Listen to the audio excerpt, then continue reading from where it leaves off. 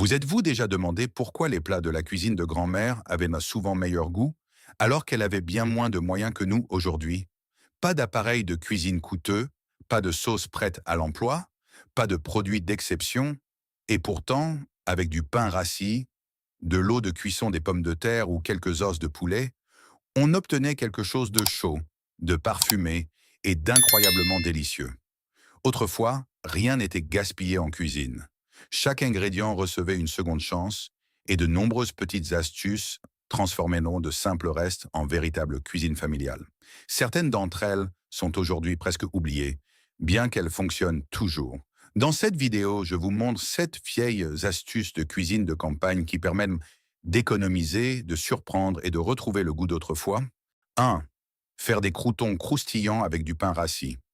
Dans beaucoup de vieilles cuisines, on ne jetait jamais le pain. Même s'il durcissait et n'était plus assez moelleux pour le petit déjeuner, il n'était pas pour autant considéré comme inutile. À la campagne surtout, on savait qu'un morceau de pain sec peut encore être très bon si on le prépare correctement.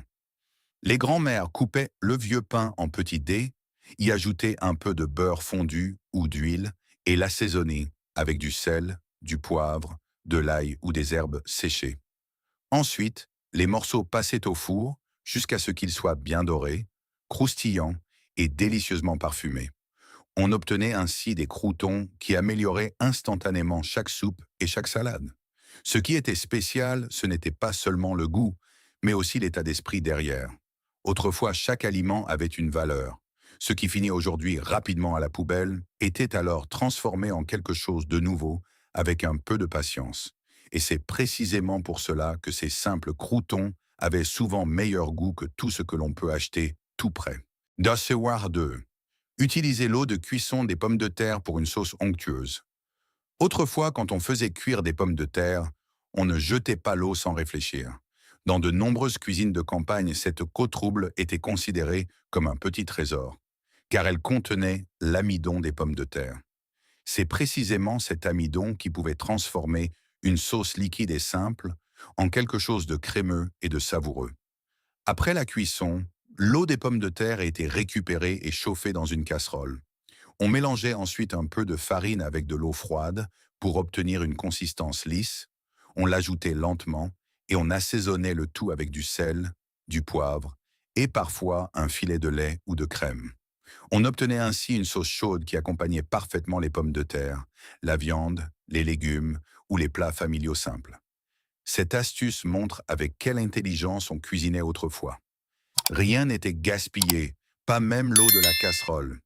Ce qui disparaît aujourd'hui souvent dans l'évier apportait alors du goût, de la consistance et un sentiment de réconfort dans l'assiette. 3. Nettoyer les casseroles brûlées avec du vinaigre. Quiconque cuisine beaucoup connaît ce moment. On détourne le regard un court instant, et voilà qu'une couche sombre et brûlée attache au fond de la casserole. Aujourd'hui, beaucoup se tournent immédiatement vers des nettoyants spéciaux coûteux. Autrefois, à la campagne, on avait quelque chose de bien plus simple dans le placard, du vinaigre blanc. La méthode était simple mais étonnamment efficace. On remplissait la casserole brûlée avec de l'eau, on y ajoutait environ une tasse de vinaigre et on laissait bouillir le tout quelques minutes. Grâce à l'acidité, les résidus brûlés se détachaient lentement du fond. On pouvait ensuite enlever plus facilement une grande partie avec une cuillère en bois ou une éponge. Pour les tâches particulièrement tenaces, on ajoutait parfois un peu de bicarbonate de soude et l'effervescence aidait à décoller davantage la saleté.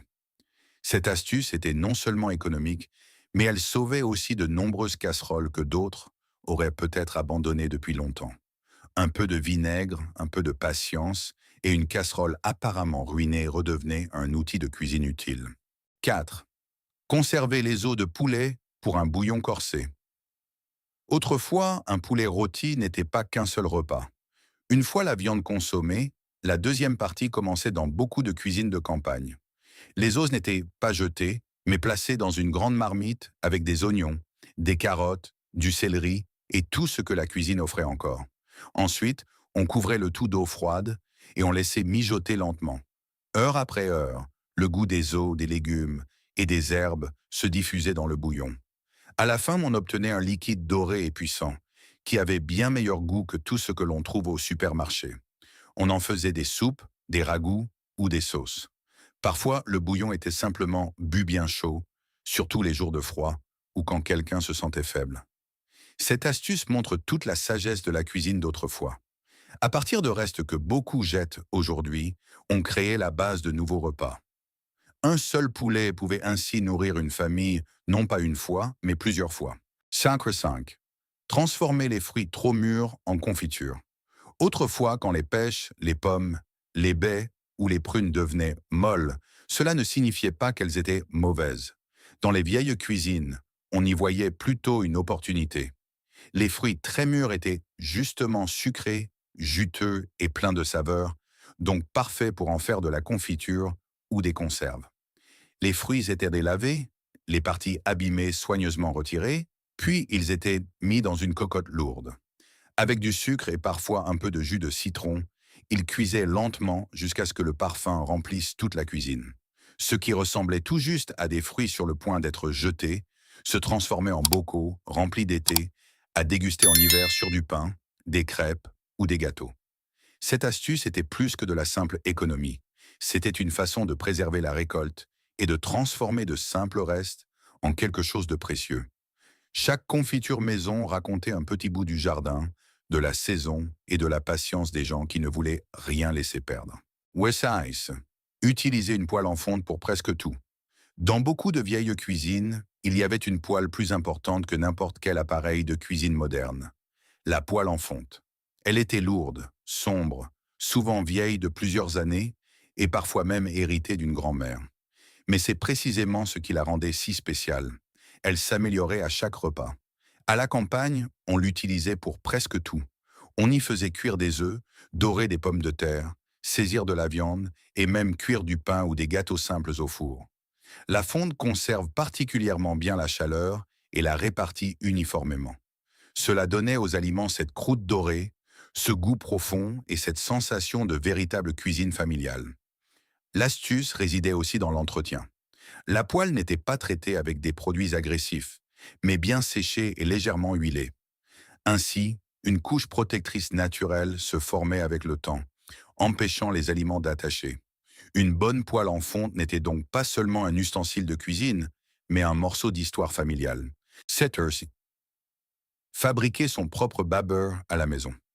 Autrefois, le babber était tout naturellement disponible dans beaucoup de cuisines.